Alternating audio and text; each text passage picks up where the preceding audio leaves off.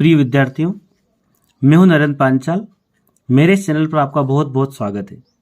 आप सभी जवाहर नवोदय विद्यालय प्रवेश परीक्षा की तैयारी कर रहे हैं इस चैनल के माध्यम से। इस चैनल पर मैंने आपके लिए बहुत सारे नवोदय विद्यालय से संबंधित कई सारे वीडियो डाल रखे हैं।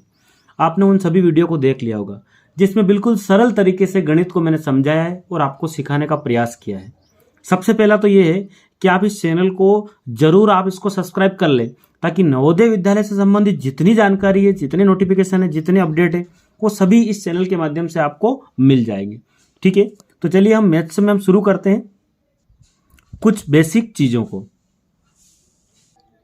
और जब भी आप कोई वीडियो देखें ना, तो पेन और कॉपी लेकर आप बैठे, ठीक है, ताकि चीजों को आप सवाल को हल करके देखेंगे तो आपको समझ में जल्दी आएगा। ठीक है, तो पहला क्वेश्चन आपके लिए है कि वह कौन सी छोटी संख्या है जिसे किसी सम संख्या में, है ना, जोड़ने या घटाने पर विषम संख्या होगी। वह संख्या कौन सी है? छोटी संख्या आपको ढूंढना है इन चारों में से कि किसी सम संख्या में अगर उसको जोड़े या घटा दें तो विषम संख्या होगी। ठीक है, क्या बनेगी? किसी सम संख्या में यदि इन चारों में से कौन सी संख्या को जोड़े या घटाए तो उत्तर हमेशा क्या आएगा? विषम संख्या होगी। तो देखिए, आपको सम संख्या मान लेते हैं, सम संख्या 2 है, सम संख्या 4 है, ये सम संख्या 6 है। ठीक है, इनमें हम 0, 1, 2, 3 जो संख्या है, इनमें से कोई सी संख्या जोड़ के देखते हैं।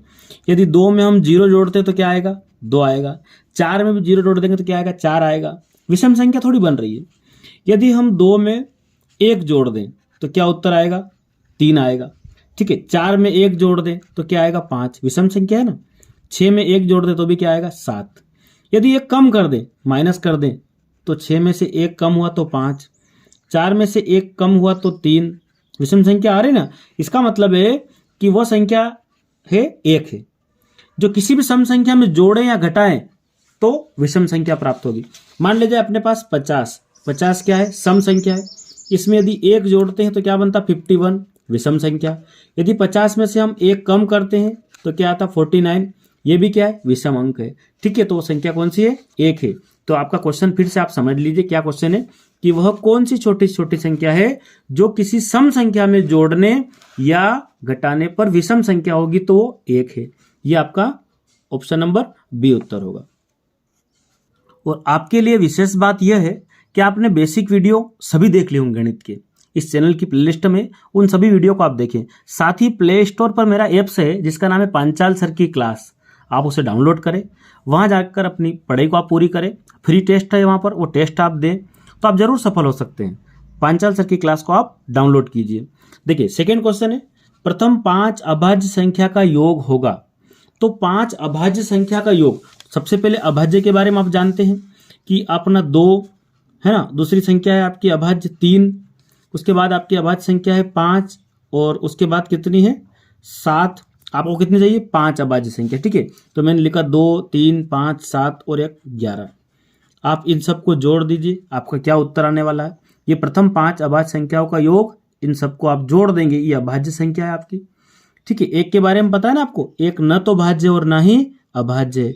ठीक है, 2 अभाज्य संख्या भी है और सम भी है, ये ध्यान रखना। ठीक है, 2, 3, 5, 7 और 11, ये 5 अभाज्य संख्या हो गई। इनका आप योग करेंगे तो आपका उत्तर क्या आ रहा है, ये कमेंट बॉक्स में आप लिखकर बताएंगे। 26 आ रहा है, 27 आ रहा है, ठीक है, 30 आ रहा है या 28 आ रहा है, जो भी आपका उत्तर आ रहा है। तो आप क्वेश्चन नंबर 2 को समझ गए होंगे। इन सबको जोड़ना है और आपका जवाब क्या है वो कमेंट बॉक्स में आप लिखकर बताएंगे। क्वेश्चन तीसरा है, 90 और 100 के मध्य। ठीक है ना, आपको क्या ढूंढना है? 90 व 100 के मध्य की अभाज्य संख्या क्या होगी। यानी कि 90 के बाद 91, 92, 93, इस प्रकार से जो 100 तक की संख्या है उसमें कौन सी अभाज्य संख्या है? 91 है, 93 है, 97 है, 99 है। तो आपका उत्तर क्या होगा? 97 होगा। तो आपको कम से कम 1 से 100 तक की अभाज्य संख्याओं की जानकारी आपको होनी चाहिए। अभाज्य संख्या का मतलब क्या होता है? ऐसी संख्या जिसमें स्वयं से भाग जाए, ठीक है, उसके अलावा किसी दूसरी संख्या से भाग नहीं जाए, स्वयं और 1 के अलावा किसी से भी भाग नहीं जाए, वो अभाज्य संख्या है। तो बेसिक वीडियो में आपको ये जानकारी मिली हुई है पहले से। देखिए, क्वेश्चन नंबर 4 क्या है? निम्न में से कौन सा जोड़ा अभाज्य संख्या का है? ठीक है, कौन सा जोड़ा आपका अभाज्य संख्या का है।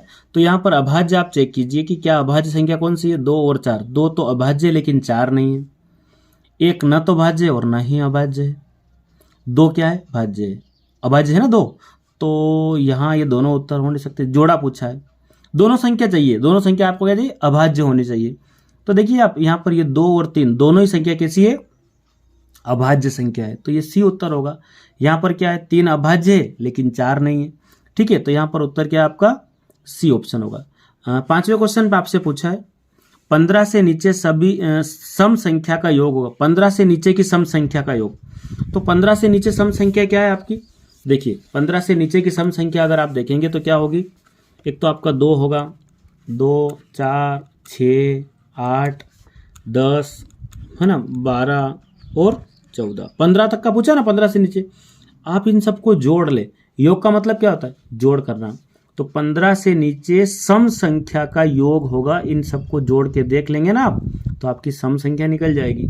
सबका योग करना है। मैंने एक एक पैटर्न के आपके सवाल लिए हैं आप, ठीक है, जो एग्जाम में क्वेश्चन आते हैं ना उस टाइप के प्रश्न है। तो यहाँ केवल संख्या बदल जाएगी, पैटर्न सेम रहता है। ठीक है, तो आप कॉपी पेन लेकर बैठे तो आप इस क्वेश्चन को हल करके बताएं, कमेंट बॉक्स में उत्तर दें कि आपका जवाब क्या आ रहा है। ठीक है,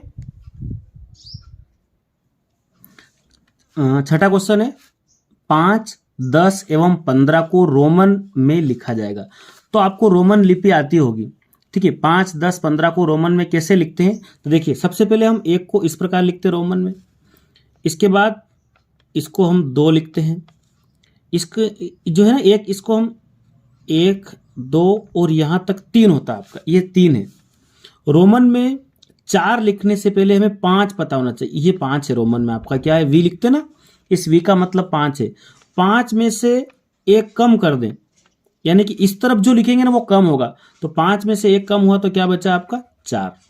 इस प्रकार ये तो 1 है, ये 2 है और ये 3 है, इसको हम 4 कहते हैं, इसको 5 कहते हैं। यदि आपको 6 लिखना हो तो 5 में 1 बढ़ा दो, ये 6 हो गया। 5 में 2 बढ़ा दो तो कितना हो जाएगा, 6 और 7 हो जाएगा। 5 में हम 3 बढ़ा देते हैं, 1, 2, 3, तो कितना हो गया, 8 हो गया। लेकिन 10 लिखना हो, सॉरी 9 लिखना हो तो आपको 10 आना चाहिए। इस 1 का मतलब होता है 10, और यदि 9 लिखना हो तो 10 में से 1 कम कर दो। तो हमने देखा कि कम करने के लिए हम 1 इधर लिख सकते हैं। देखिए 10 में से 1 कम हुआ तो क्या हो गया, ये 9 हो गया।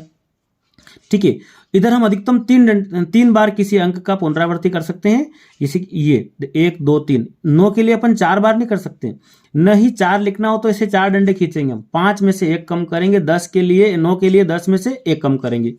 तो फिलहाल आपसे पूछा है 5, 10 एवं 15 को रोमन में कैसे लिखेंगे। 5 के लिए तो हमने वी देखा था। ठीक है, 5 के लिए क्या है आपका, वी है। 10 के लिए क्या है आपका, 1 से लिखते हैं।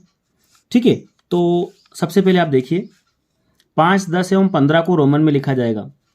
तो यहाँ देखिए आप, ये 5 है, ये 10 है, और 10 और 5 कितना होता है, 15। ठीक है, 10 और 5 15, तो ये सी उत्तर होगा आपका। देखिए रोमन के लिए आप क्या करेंगे, तो आपको यदि 1 लिखना हो तो आप क्या लिखेंगे, इस प्रकार से। यदि आपको 5 लिखना हो तो आप वी लिख देंगे। ठीक है, उसी प्रकार यदि आपको 10 लिखना हो तो आप क्या लिखते हैं, 1 से लिखते हैं। 50 लिखने के लिए आप क्या लिखेंगे, एल लिखेंगे। यदि आपको 100 लिखना हो, ठीक है, तो आप क्या लिखेंगे, सी। यदि आपको 500 लिखना हो, ठीक है, तो आप क्या लिखेंगे, डी। और यदि आपको 1000 लिखना हो तो आप क्या लिखेंगे, एम। क्या लिखेंगे, एम लिखेंगे। ठीक है, तो ये कैसे आप याद रखें, तो मैं आपको बताता हूं कि यहां पर मैंने लिखा 1, 5, 1, 5, 1, 5। ठीक है, तो देखिए सबसे पहले आप क्या लिखेंगे, 1 को क्या लिखेंगे, 1 को आप सीधा है ना, इसके लिए वी लिख देंगे।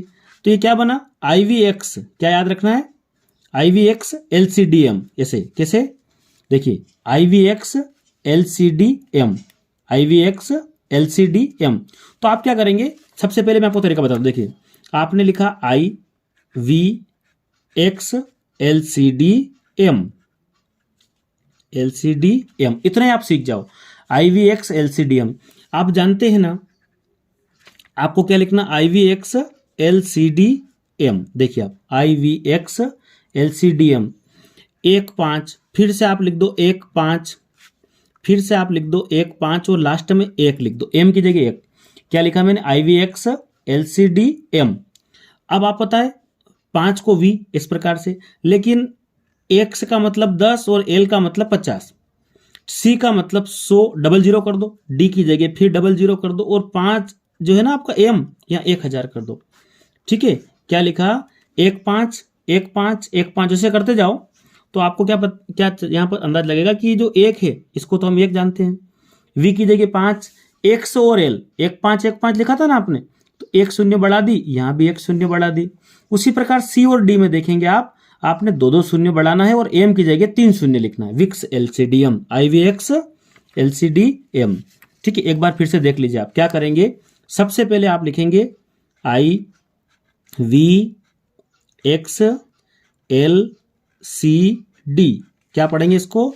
IVX LCDM। अब आप लिखेंगे 1 5 1 5, आपको लिखना है, ये याद रखने का तरीका बता रहा हूँ।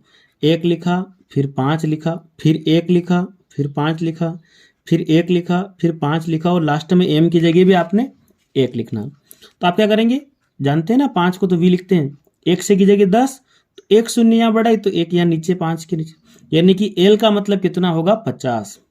C है ना, C तो, और D, CD जो है ना, यहाँ 2 शून्य बढ़ा दो ये, और M की जगह 3 शून्य, ये आपका रोमन में काम इससे चल जाएगा। और खास बात ये है कि जैसे 5 है, 8 लिखना हो तो हम इस प्रकार से 6 7 8, तो एक अंक की हम 3 बार दोहराव कर सकते हैं, 3 से अधिक बार नहीं लिख सकते, ये भी आपको ध्यान रखना है। ठीक है, तो चलिए आगे और देखते हैं हम। तो आपके लिए क्वेश्चन है, रोमन में कौन सा लगातार दोहराए नहीं जाते हैं? मतलब जैसे अभी आपने देखा था ना, आपने 5 के पीछे हमने 3 खींचे थे, 5 6 7 8 बनाए थे, तो रोमन में कौन सी चीजें, जो कौन से अंक जो है वो रोमन लिपि में लगातार दोहराए नहीं जाते हैं? तो यहां पर आपका जो है ये V को हम डबल नहीं लिख सकते है ना, L को डबल नहीं और D को डबल नहीं लिख सकते हैं, तो यहाँ पर VLD जो है इसको दोहराते नहीं है। ठीक है, यहाँ पर आपको 1 ने देखा था कि हमने 1 को 3 बार लिखा था। ठीक है, और 1 और 1 से भी लिख सकते हैं, 10 10 20 हो जाएगा। ठीक है, लेकिन L और D और V इनको हम दोहराते नहीं हैं। यहाँ पर हम M और M भी डबल लिख सकते हैं। ठीक है, M और M भी हम डबल लिख सकते हैं, लेकिन आपका VLD जो है इसको दोहराते नहीं है। अगला क्वेश्चन इसके विपरीत है, रोमन में कौन सा संकेत दोहराए जाते हैं? तो रोमन में जो ये 1 है ना, इसको भी डबल हम दोहरा सकते हैं, 1 2 3 बार खींच सकते हैं। 10 है तो 10 20 30 कर सकते हैं। ये C जो है ना आपका, C का मतलब 100 होता है, तो हम C को भी दोहरा सकते हैं। ठीक है, C, तो ये सभी क्या उत्तर आएगा आपका? चौथे नंबर पे लिखा भी सही मैंने, ये सभी इनको हम दोहरा सकते हैं। I, X और C को दोहरा सकते हैं, लेकिन VLD को हम दोहराते नहीं हैं। अगला क्वेश्चन है कि रोमन पद्धति में किसी संकेत पर एक सीधी लकीर, इस प्रकार की एक लकीर खींचते हैं तो संख्या का मान कितने गुना बढ़ जाएगा? ठीक है, तो क्या पूछा आपसे कि रोमन पद्धति में किसी संकेत पर एक सीधी लकीर खींची जाए तो संख्या का मान कितने गुना बढ़ेगा? तो 1000 गुना बढ़ जाएगा। ठीक है, तो यहां पर आपका 9 नंबर का जो उत्तर है कि रोमन पद्धति में किसी संकेत पर एक सीधी लकीर, यदि इस प्रकार की लकीर खींच दे किसी संकेत के ऊपर, तो संख्या का मान कितने गुना बढ़ जाएगा? 1000 गुना बढ़ जाएगा। उसी प्रकार एक क्वेश्चन है I, उसके बाद X, C तथा M संकेत, ये चारों संकेत है I, X, C और M, ये संकेत हम दोहरा सकते हैं, अधिक से अधिक कितनी बार दोहरा सकते हैं? क्या क्वेश्चन है आपका कि हम I को कितनी बार लिख सकते हैं, X को कितनी बार, से X X X, उसी प्रकार C C C या M M M कितनी बार लिख सकते हैं? अधिक से अधिक तो हम 3 बार लिख सकते हैं। कितनी बार? इन संकेतों को हम अधिक से अधिक 3 बार हम इनको दोहरा सकते हैं। यदि आप बेसिक मैथ्स में कमजोर है तो प्लेलिस्ट में जाकर आप नवोदय विद्यालय की जो बेसिक गणित है वो आप जरूर उसको देखें, सभी वीडियो को देखें, आप पुराने पेपर को जरूर देखें, आप पिछले 12 साल के जो पेपर मैंने हल करवाए उन सभी क्वेश्चन को आप जरूर देखें। Okay, thank you.